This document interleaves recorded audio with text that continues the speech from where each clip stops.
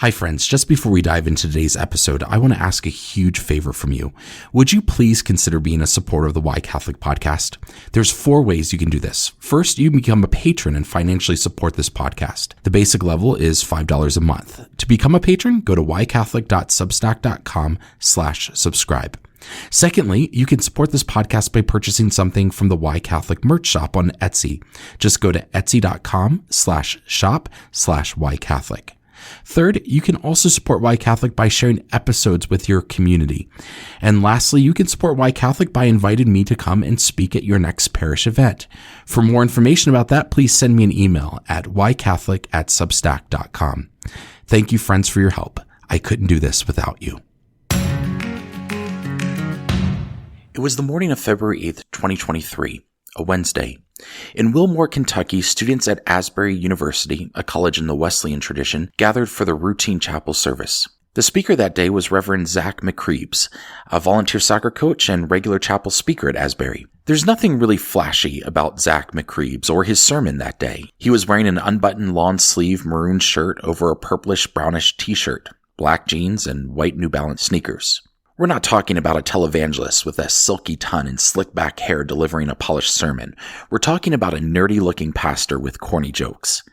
The topic of the sermon was on authentic love, and his final plea to the group of students went like this. Do not leave here before you learn about the love of God, experience the love of God, so you can pour it out.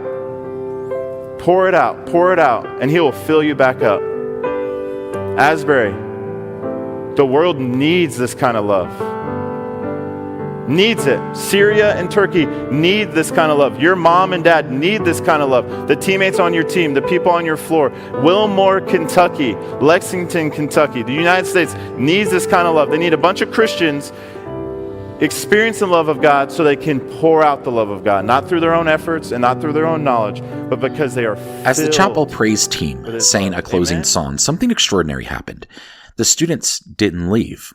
Well, some did as they headed off to class, but many lingered, praying and singing. As news spread around the impromptu worship service transpiring in the chapel, many students returned after class, along with professors and staff. But it didn't stop that night. It kept going. Soon, news spread around the world of a revival, with major outlets like NBC News, CNN, The Washington Post, Time Magazine, and Fox News reporting on it. It started as just a regular chapel service, but students have not felt the need to stop. Instead, they've kept going. Now, thousands more have joined from across Kentucky, the U.S., and now the world. The auditorium fits just over 1,400 people, and it's been filled every night, plus 4 more overflow locations. The live worship music has also not stopped playing for nearly 2 weeks. Asbury University says the last time they saw a revival at this scale was in 1970. People traveled from thousands of miles away to experience it, and it kept going. Full days of praise and worship. What started as an unremarkable chapel service turned into a 16-day, life-changing revival.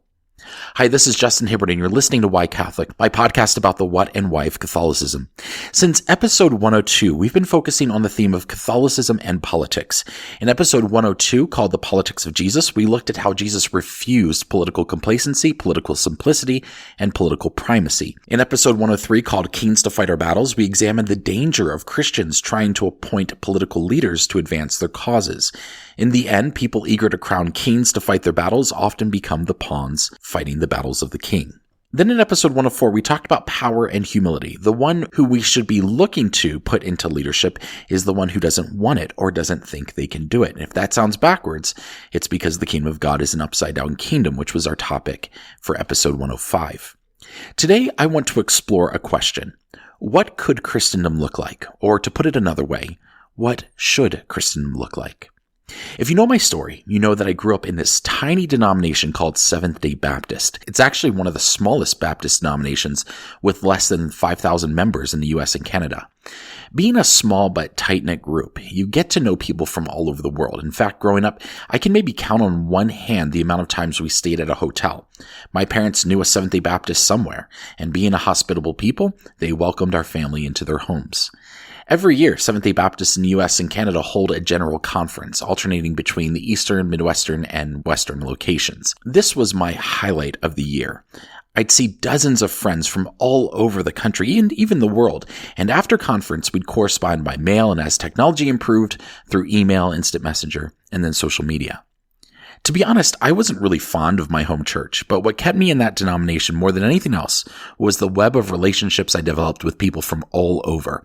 I lived for conference week. It was electric. We're only talking about 500 to 750 of us, but we'd invade some obscure college in some small town, and it felt bigger than it really was. And maybe the town didn't notice it as much as us, but many of us felt a sense of renewal and revival. Many said that Seventh-day Baptists were near extinction, but there's something about that week that pumped us full of life. I dare say that the only reason that tiny denomination is still in existence, at least in the US and Canada, is because of its annual conference. Without that gathering, I think it would have fizzled out a long time ago. Since I've become Catholic, I've witnessed some Catholic events that remind me of that very special annual conference week, but on a whole other scale. There was World Youth Day in Lisbon, Portugal, and more recently, the National Eucharistic Congress in Indianapolis, Indiana. I wasn't at either of those events, unfortunately, but watching videos conjured up nostalgic feelings. I could feel the energy and the connection. I was moved by watching the video of some 70,000 Catholics processing through the streets of Indianapolis. 70,000. Not 700. 70,000. And knowing how special and impactful these types of conferences can be, I don't think the Catholic Church realizes the ripple effect that type of event will have. I attended a summit where attendees of the National Eucharistic Congress had the opportunity to share their experiences, especially with those of us who couldn't attend. One person put it this way: "It made me realize that we are a joyful people." She didn't focus on the masses or times of adoration or the speakers, but on the events that occurred outside of the arena, in interactions on the streets and in lines to get food.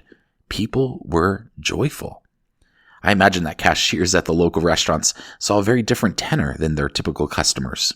The National Eucharistic Congress did some clever advertising all throughout the Indianapolis airport as well as around the Lucas Oil Stadium. Perhaps my favorite that I saw was a sign that said, "In Indy as in heaven." And it got me thinking, 1/5 of the population of both the US and the world are Catholic. And the events at the Eucharistic Congress are not novel. Every Mass at every parish has the very same thing that the Eucharistic Congress had: the body, blood, soul, and divinity of Jesus in the Eucharist.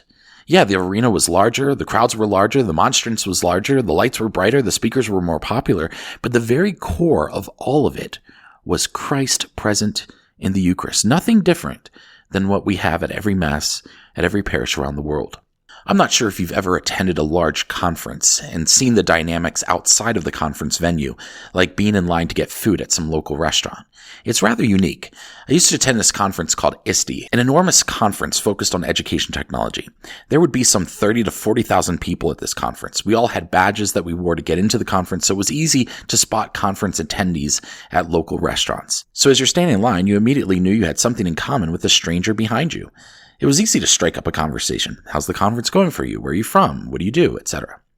So I can imagine that same thing, but on a whole different level. They weren't there for education technology. They were there for Jesus. How's the Congress going for you? Oh yes, wasn't adoration just life-changing?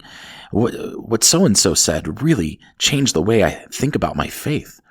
I also thought the Mass today was just so lovely. And suddenly there's a buzz of joy, of hope, of peace.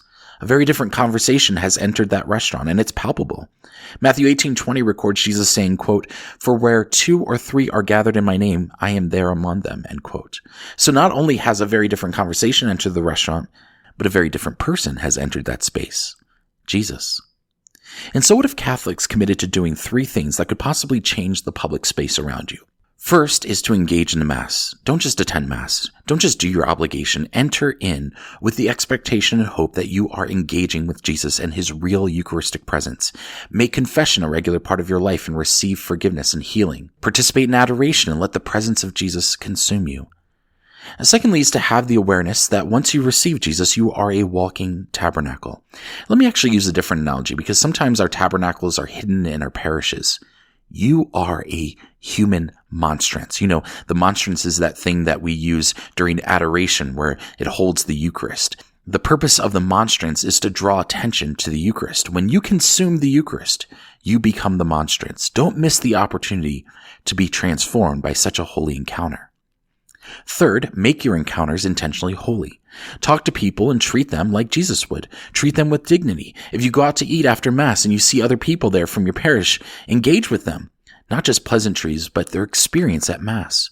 Remember, you are a walking monstrance in a tabernacle. Let people see Jesus through you. So, 3 things. Engage with Jesus. Be aware that you are a walking, talking human monstrance. Make your encounters intentionally holy. One of the things that frustrates me is when we're getting into the car after church and my children immediately start fighting. I'm like, guys, we just had this holy encounter and the first thing you do is to act uncharitably with each other. And what frustrates me about that is that it lets me know that they attended Mass with their bodies, but perhaps they didn't engage with their hearts. And then I get frustrated with myself because I feel like I'm a failing dad. And then I especially get frustrated with myself if I respond to their lack of charity in a way that lacks charity. Or the other thing I've become aware of is my interactions with others. I'm usually a very polite and cordial person, but if you want to watch me lose it, have me get on the phone with a poor customer service agent for hours and get the runaround and be told that they can't or won't solve a problem that should be solvable. Yeah, I'm looking at you airline, cell phone, and car companies. And there have been times I started losing my temper on the phone, and last time it happened, I caught myself and thought, you know what? If they looked up my name on the internet, the first thing that they would see is why Catholic. And boy, me losing my patience sure doesn't speak well of the faith I'm ultimately trying to project and share. I am a human monstrance, and a monstrance's role is to draw attention to the presence of Christ.